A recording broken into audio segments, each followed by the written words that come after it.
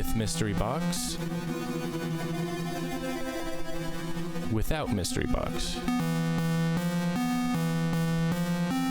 What's good, man? It's Hey Tig Beats here, owner of Producer Labs, and I am here just to quickly give a brief overview of Producer Labs VST. It's called Mystery Box, a multi-effect plugin. It's currently available for free download. Go ahead and check the link in the bio. So this one at 100%, this is just the mix knob. So any effects happening here, you would use this to get a blend of the effects with the dry audio. In this case, I'm going to use a sample for the first demo. Mute Mystery Box real quick. This is just the dry sample. Okay, so yeah, and then when you load Mystery Box in its default setting, like I said, there's one effect turned on. It's this half speed. It's at 40%. So this is what that will sound like by default. A lot darker. So that's just simply the halftime. So if I turn the halftime all the way up, right, so now it's 100% halftime, this is what it'll sound like.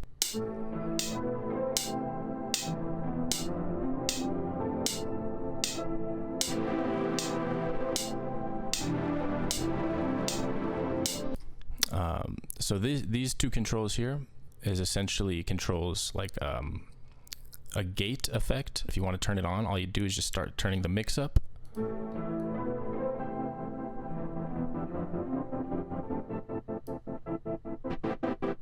This button will cycle through the different gate timings.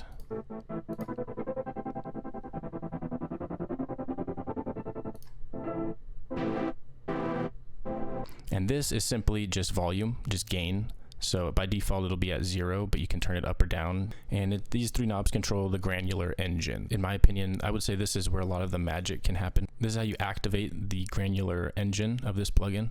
So once you turn it up, you'll see some controls pop up, which I'll get to in a second. But yeah, I'll go ahead and play the sample and I'll turn this on and you'll immediately start hearing the granular engine activate. Right? And you'd be like, what the hell? This sounds terrible. But hold on. Trust the process.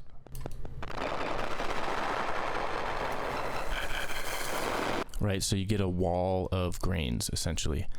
And obviously that's not very useful. So what you want to do is take this second knob and start turning it up to start breaking them up.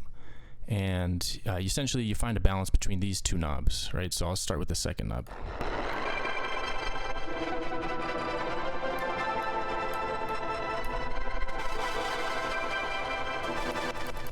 Okay, so that's already becoming something a lot more cool, a lot more usable.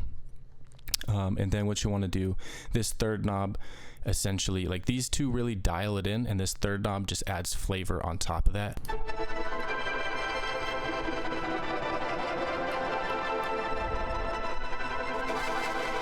Okay, this button's completely independent, and what it is, very close to a gate feature. You know how like gate pauses the audio? This does the same thing, but it's more smoothed out and it's more rhythmic. There's 5 patterns. The first one is a dropper, and the dropper is actually randomized, so it's actually not a pattern. The first one is a dropper, and it essentially just creates little drops in the audio. So if I just activate it, playing on the dry sample here, it's deliberately and intently made to be very subtle. So you probably only get a few drops every 4 bars, if at most. See if we can get some drops.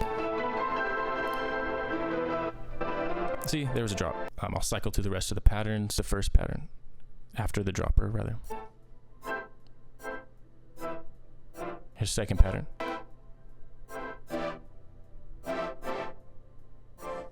Okay, so moving on to these two knobs here. These are the reverse knobs. This is the reverse mix, and this is the actual reverse settings here. Let me just turn the mix up to 100%, so we'll hear the 100% of the reverse effect. And then how the reverse effect works, essentially, as you turn this up, you increase the probability of the reverse effect triggering. As well as you turn it up, there's different pockets along this knob that will give you different reverb variations. This here, the reverb effects themselves, they can be dry or they can be half speed, so they'll be pitched down a little bit. So if you turn this up, this is half speed. This is dry. There was a reverb.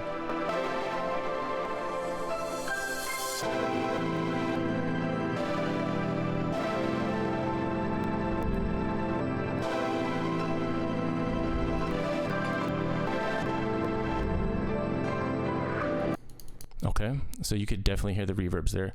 Now they become even more obvious as you put them up in this half speed area, then they become really strong, right? So check it out.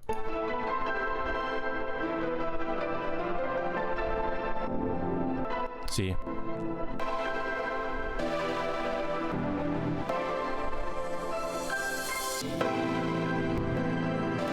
Very close to how the reverse works. These two are the stutter knobs.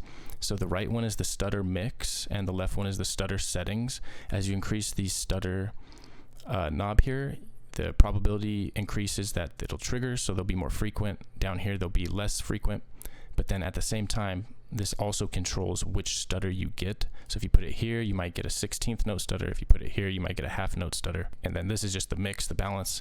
And this, in the same way, controls the stutter. It could be a dry stutter. It could be a halftime stutter.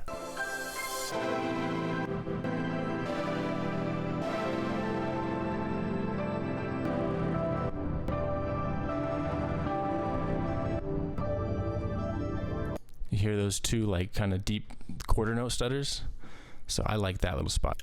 Just to sum this knob up very quickly, how it works is it only does something if things are enabled. So for example, if we have the stutter turned up here and then you turn the chaos knob up, it will provide slight variations in the stutter. And then the same thing with like reverse, you know, if you have your reverse settings like this, you can add just a little bit more randomization by turning this up. So it affects the grains, affects the dropper. I can't remember what else it affects. If you're using a laptop, it'll probably be too big, so you have to click this UI button and it'll be smaller for you on the laptop. And then here is the last button I think that I haven't covered, and this is just like the menu where you can save presets, you can load them. I wanted to show you an example other than the sample.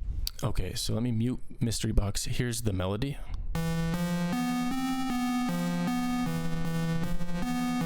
Okay, so there's the melody with nothing on it. What I'd really want to do for this melody is take advantage of these grains. So I'm going to go ahead and do that. Let's see what we get.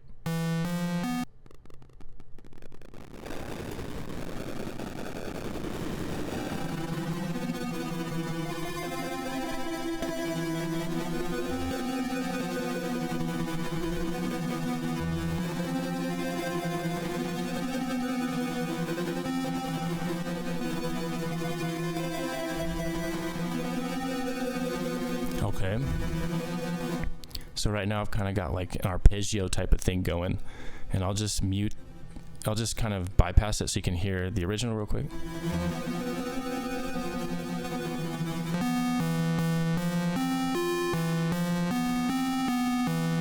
With Mystery Box, without Mystery Box.